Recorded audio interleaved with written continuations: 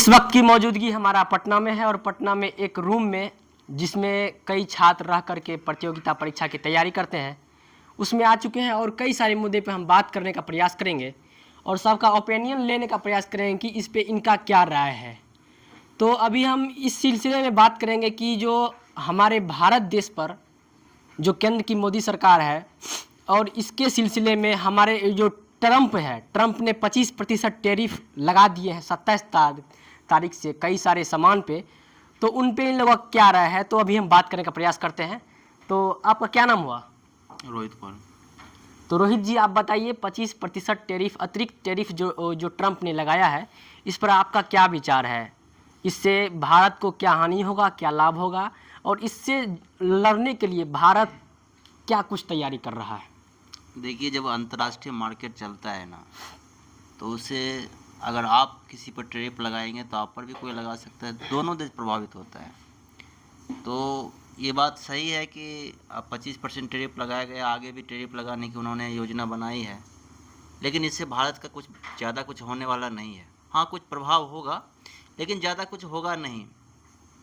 भारत खुद में सशक्त है, संगठित है और आगे भी इसी तरह से चलता रहेगा। स्वदेशी का जो इनका मूल मंत्र है। आपका कहना है कि मतलब ज़्यादा कुछ प्रभाव नहीं पड़ेगा, लेकिन हमारा जो व्यापार है सबसे ज़्यादा तो अमेरिका के साथ ही होता है। अमेरिका के साथ तो बहुतों का व्यापार चलता है, बहुतों देश का चलता है, ऐसा तो नहीं है। लेकिन भारत का तो सबसे ज़्यादा चल रहा है ना। भारत का चलता है, ये बात हकीकत है। लेकिन जहाँ तक इसकी बात है, क्या कि टैरिफ की बात है, तो हम लोग शुरू से ही कम से कम जो है स्वदेशी वस्तु को अपना जो है सो अपनाने की कोशिश करेंगे। हम लोग क्यों डिपेंडेंट रहेंगे? खुद में उतना सशक्त हो जाएंगे, कहीं किसी के डिपेंडेंट की जरूरत है ही नहीं। कम से कम अपने आप में सशक्त रहे, बस हो गया, कोई दिक्कत नहीं है। कल के डेट में अगर कोई अदर कंट्री हमको उंगली दिखाए तो हम लोग क्यों ऐसा गति करेंगे? हम लोग को अपना ऐसा होना चाहिए कि हम लोग आपस अपने आप में संगठित हुए, स्वदेशी का मूल मंत्र अपनाएं, यही सबसे बड़ा। चलिए, मतलब आपका कहना है कि हम स्वदेशी अपनाएंगे, हम उनसे जो है वो उसके टैरिफ से ज़्यादा प्रभावित नहीं होंगे। तो हम अगले कड़ी में बात करते हैं। आपका क्या नाम हुआ? जी, मेरा गोलू नाम हुआ। तो आप बताइए कि ये जो टैरिफ लगा है 25% अतिरिक्त टैरिफ, जी।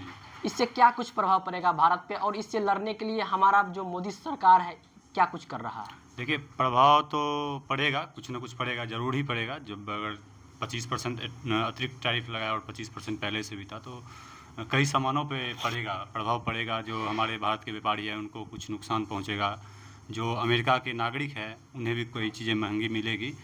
और बाकी ये सरकार का मुद्दा है कि सरकार इस पे क्या करते हैं। तो इस पे जो हमारे भारत की सरकार है वो तो प्रखर होकर अपना काम कर ही रहे हैं।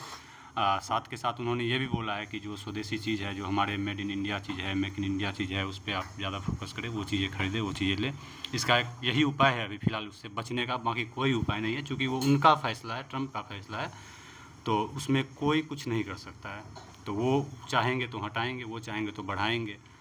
तो इसमें ना हम कुछ कर सकते हैं, ना सरकार हमारा कुछ अच्छा, आप ये प्रयास कर बताइए कि सकता है। अगला कदम क्या होने वाला है? केंद्र की मोदी सरकार जो है इस टैरिफ के खिलाफ अगला कदम क्या लेने वाले हैं?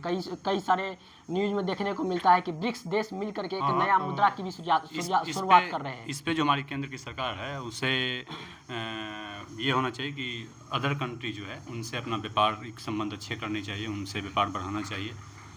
तो यही एक समाधान है और वो कर भी रहे हैं। अभी देख रहे हैं कि चाइना और जापान गए हैं, जो आपका SCO का सम्मेलन है उसमें चाइना भी गए मोदी जी और जापान भी गए हैं। तो उस पर जो व्यापारिक वार्ता ही हुई वहाँ पे जाके अभी। तो ये सब चीज़ें हैं कि सिर्फ एक अमेरिका पे ही हम डिपेंडेंट नहीं हैं। हाँ, ये सच है कि हम अमेरिका से बहुत ज़्यादा व्यापार करते हैं, लेकिन एक ही मात्र देश वो नहीं है जहाँ से हम व्यापार कर सकते हैं। बहुत सारे देश हैं जो हमारे मित्र देश हैं, हमारे लिए हमेशा खड़ा रहते हैं, तो उनसे भी हम व्यापार कर सकते हैं। तो चलिए हम अगली कड़ी में बात करते हैं। आपका क्या नाम हुआ सर? आदर्श कुमार। तो आदर्श जी से हम बात करते हैं और हम बात करना चाहते हैं कि टैरिफ जो लगा है इस पर क्या कुछ प्रभाव पड़ेगा भारत पे, और इससे लड़ने के लिए भारत क्या कुछ कर रहा है? भारत पे प्रभाव तो पड़ेगा, बहुत ज़्यादा ही पड़ेगा, क्योंकि सबसे ज़्यादा अमेरिका से ही व्यापार होता है और पैसा कमाने के मामले में लगभग $40 बिलियन इंडिया अमेरिका से कमाता है और चाइना से 100 बिलियन डॉलर का घाटा होता है, जापान से भी घाटा होता है, दक्षिण कोरिया से भी घाटा होता है, मतलब हर एक जगह से घाटा होता है। अमेरिका से ही सबसे ज़्यादा फ़ायदा होता है। और ऊपर से अगर मान लीजिए जो व्यापारी आज टेक्सटाइल में है, जो आभूषण बनाने में है, उन सब पे जो 60% टैरिफ लग गया, किसी पे 69% भी लग चुका है। तो ये टैरिफ जो लगा है, और जो सिर्फ अमेरिका से व्यापार कर रहे होंगे उनका तो धंधा चौपट हो गया, फिर वो तो कुछ नहीं कर सकते हैं। और जहाँ तक इससे बचने का उपाय है तो सरकार तो कोशिश कर ही रही है, ब्रिटेन के साथ फ्री ट्रेड एग्रीमेंट की है, जिससे कि जो टेक्सटाइल सब है, जो ब्रिटेन उस पर टैरिफ लगाता था, थोड़ा मतलब जो भी लगाता था, अब अमेरिका ना जाके ब्रिटेन कुछ जाएगी। हाँ, यूएन से भी करने वाली है, ये यूरोपीय यूनियन से भी करने वाली है, और उसके बाद अभी जापान से समझौता करके दक्षिण कोरिया से भी बात चल रही है, ऊपर से ऑस्ट्रेलिया से भी बात हो रही है। तो जो ये है कि ऐसे भी यूएन के अनुसार दुनिया में 193 देश हैं।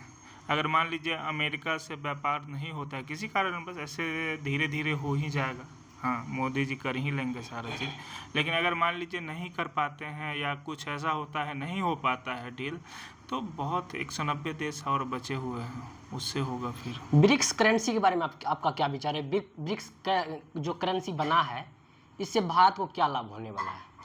नहीं, ब्रिक्स करेंसी अभी तक बना तो नहीं है। ब्रिक्स करेंसी बना है क्या अभी तक? इस मुद्दे पे मुझे जानकारी तो नहीं है फिलहाल। आपको कुछ? अभी तक ऐसे तो हमको तो चलिए राज्य स्तर पे हम बात करना चाहते हैं कि राज्य में जो अभी नीतीश जी की सरकार है, माननीय नीतीश जी की सरकार है, माननीय नीतीश जी जो अभी 125 यूनिट बिजली फ्री कर दिया है, इन पे आपका क्या राय है? नहीं, वो बिजली उनको फ्री नहीं करना चाहिए था, क्योंकि ऐसे भी कैसे नहीं करना चाहिए था? जिससे मान लीजिए गांव में हाँ, बहुत सारे ऐसे व्यक्ति हैं जिनका 125 यूनिट नहीं पहुंचता है, तो उनको तो सुविधा है, इससे सुविधा मिल रहा है। ऐसा नहीं है, गांव में ऐसे भी 2-3 रुपए यूनिट बिजली था ही। और ऐसा नहीं है कि अगर मान लीजिए गरीब आदमी है, क्या 2 बल्ब जला लेता होगा, कुछ भी महीने का कितना 40 यूनिट 80 रुपया तो दे ही सकता है, ऐसा नहीं है। और 125 यूनिट फ्री करने में और सारे का फ्री कर दिया, ऐसा कुछ नियम लाते जिससे गरीब आदमी को ही फ़ायदा होता, या गरीब आदमी को फ़ायदा, सबको फ़ायदा नहीं देना चाहिए। मेरे को जितना ये है कि बिजली फ्री नहीं करना चाहिए था सरकार को, क्योंकि सरकार को राजस्व में फ़ायदा कहाँ से होता है? शराब बंद है, इधर महिला के लिए बस फ्री है, तो हर एक चीज़ तो फ्री। ऐसे भी आपको सुप्रीम कोर्ट अभी दिल्ली सरकार को इसी बात पे डांट लगाई थी कि आप सारा चीज़ फ्री करते जा रहे हैं, धीरे धीरे श्रीलंका वाला हाल हो जाएगा। तो अब धीरे धीरे बिहार गवर्नमेंट भी करेगी, फिर पंजाब हरियाणा था, पूरा इंडिया ही फ्री में जाएगा, तो फिर कर्ज बहुत ज़्यादा हो जाएगा।